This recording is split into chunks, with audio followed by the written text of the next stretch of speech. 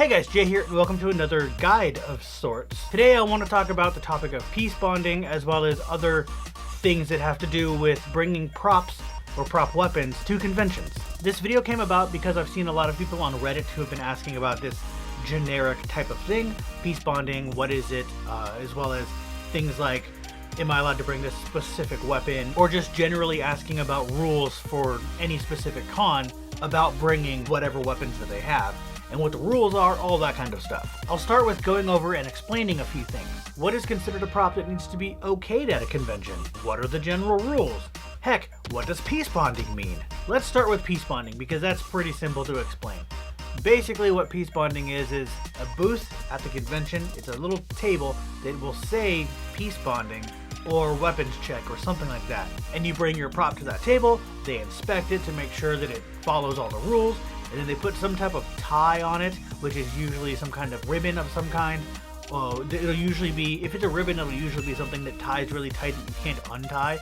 So it'll be like a vinyl or a rubber type ribbon, or a zip tie, or in some cases, which is really stupid, tape. But basically they approve or deny it and tell you, yes, you can have it, or no, you can't. And then you have to bring it back to your hotel, your car, home, wherever you came from. And the little tie that they put on it is usually a bright colored thing that can be seen from quite a distance, and that's to signify to other staff members that you've already been approved.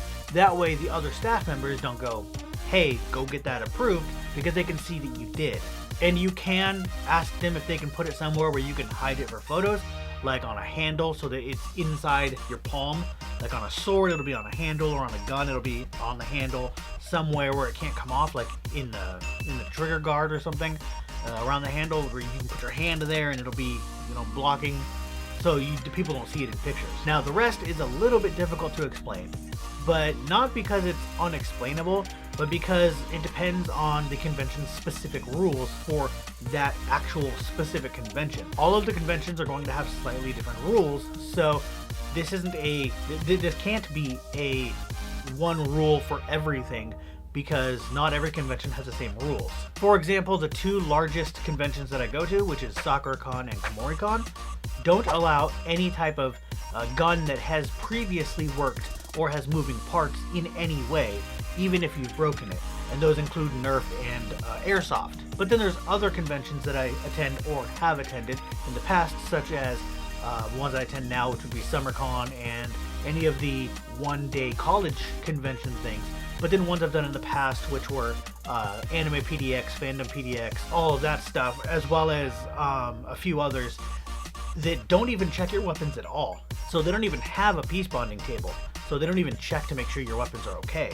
So just to be on the safe side, if you don't know whether or not your prop is going to be allowed or denied or whatever, the best thing to do is not do what I've seen, and that's going on Reddit and asking random strangers, be like, can I take this to a convention? We don't know what convention you're going to. Not only that, only the people at the convention can tell you if something is allowed. We can't.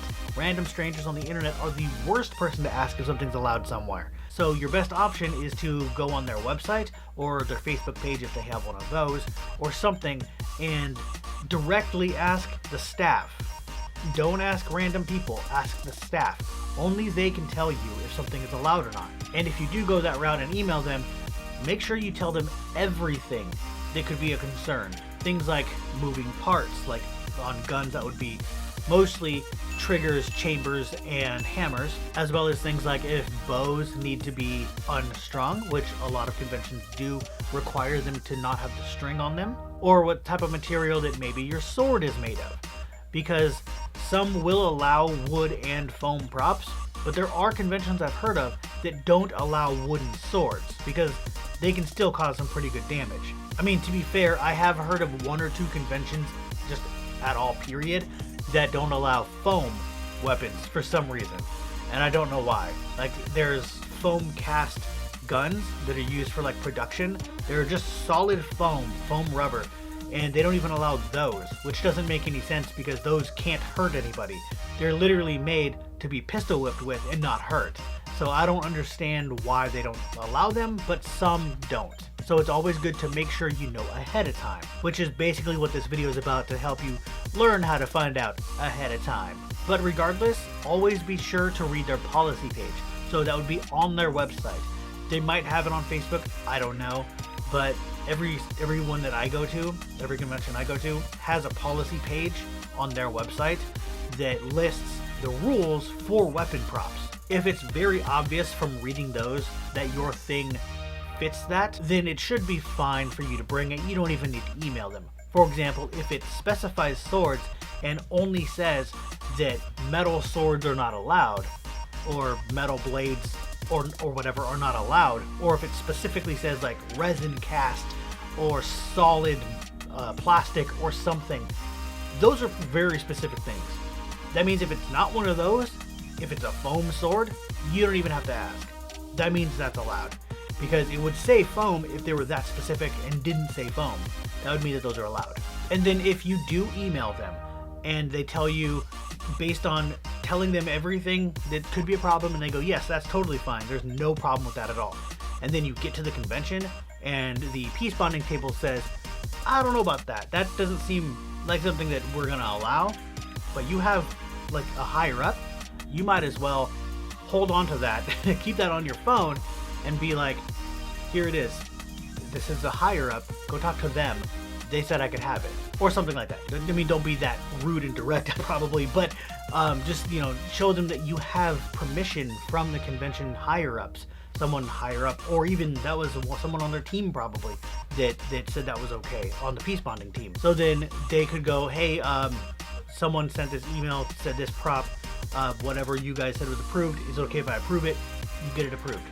It should be pretty easy. Or at the very least, they can call whoever it was over, and they'll be like, oh yeah, I approved that, that you can approve that, that's fine.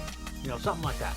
However, there is one thing in the policy pages of most conventions that people don't really understand the meaning of, or the wording, or whatever. And that's the word live steal. And I'm going to get to that one in just a moment, but I'm going to talk about some other stuff that is policy related, like specifically, we're going to go to SoccerCon's policy page. I'm going to read it directly and tell you what things mean. So I have, actually this is my script, but I have the actual words here. I copy pasted them so I can read them directly for you. Alright, so let's start with, no members shall be permitted to carry any functional projectile weapon. So this means exactly what it sounds like. Basically, this just means don't have guns. But not just a real gun, oh, you can't have that anyway, but just like a real gun, you also can't have what I was saying earlier, Nerf and Airsoft, because they can fire things. Those are considered a functional projectile weapon, because they're guns, which is a weapon, and they projectile. And they function, meaning that they actually do the thing they're supposed to do. But this doesn't mean only guns. That's why it says projectile weapon, not just gun. Projectile weapons are also crossbows, regular bow and arrows, slingshots, anything else that projects something. So anything like that is 100% banned. And this is why a lot of them don't allow the string on the bow, because that can be pulled back and fired. So that stops that from happening. And obviously this includes real guns. It even says if you have a permit, like a concealed carry permit, leave the stuff at home, leave a real gun at home, don't bring that into the convention at all. All that's going to do is cause a panic and cause problems. Plus, it's a private event, they can make their own rules. They can ban guns if they want. So we're gonna move on. So there's another part in here that I think I put out of order, but I'm gonna do it here anyway. But it's a little weird thing that is technically impossible, but it's in the rules, and I should probably mention it, because if people read this and then go to the convention, especially this one's SoccerCon, they might get confused and not understand why they would get a strike on their badge for something they can't control. So it says this is about Peacebonding, getting your stuff checked in, and that's complete this action before entering the convention space, or you'll receive a strike on your badge. Now, not every convention does the 3 strikes you're out rule, but this one does. They'll warn you, and they'll like make a mark of it and be like, hey, you've been warned, here's a second one, and then, okay, this is your third one, get out, we're banning you now. You can't do that. This thingy where it says to complete the action before you enter the convention, that's not possible. both of the tables are in convention space after you get in the doors. You cannot do it before you get in the doors. One of them is on the 3rd floor of the 2nd building, which is up the stairs a little bit, and you're already in convention space at that point, so you're already supposed to have it done, but you can't until you get up there. And then the other one is in front of the dealer's hall, and that's past security guards that check your badges to make sure that you're part of the convention. You're not allowed to go past them if you don't have a badge, and so they'll check to make sure that you're allowed back there, and then you have to still walk like 200 feet to the table. So you're already in convention space by the time you get to the table. So they don't mean that they're going to immediately check to make sure that you have peace bonded prop. They'll be like, hey, is that peace bonded? And you'd be like, oh, I'm going there now. And I've done that a few times. I'm like, I'm actually on my way there right now. That's what I'm doing first. So if it's inside the convention like that, where people can see that it's not peace bonded while you're still in the convention on the way, just make sure that they know. If someone asks, like, it's where I'm going there now, and do it the first thing you do. Make that the first thing you do when you get inside.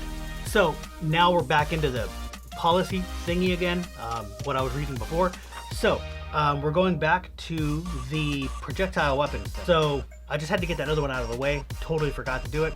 Do it then, and yeah, moving on. So this has to do with the projectile weapons, like I said. So it says no functioning or previously functioning projectile weapons or functional portions thereof, including but not limited to airsoft, Nerf, or pellet guns, will be allowed. So what this is stating, like I said before, you can't have anything that had or has a moving part, or actually ever functioned ever. So if you disable an airsoft gun and it no longer can fire, even if you broke it to the point of where it's like glued together, like the barrel's glued shut or something, too bad, you can't bring it. They will bar it. They will ban it. You cannot have it. Same with Nerf guns. If you plug all the holes, they don't care. They don't want it there. And the last part of the projectile thing, talking about the bows, the bow and arrow, crossbows, anything like that, it says bows. All props designed to represent a stringed weapon must be unstrung, regardless of the manner in which they were constructed. Unstrung means that no length of cord, string, rope, or other flexible material can be connected from one limb of the prop to the other. So that should be pretty self-explanatory. I don't think I need to explain that. Just don't have the string on your bows. Now onto swords. SoccerCon no longer uses the term live steel that I mentioned earlier, but I'll explain it because other cons do. The wording for the SoccerCon policy goes a little more in detail and mentions specifically the blade being made of metal, like the actual blade itself. But other cons don't do that. They'll just say no live steel, and then expect you to know what live steel means, which a lot of people seem to not know. The misconception in live steel is that people think that that means there can't be any metal, period, whatsoever in the sword.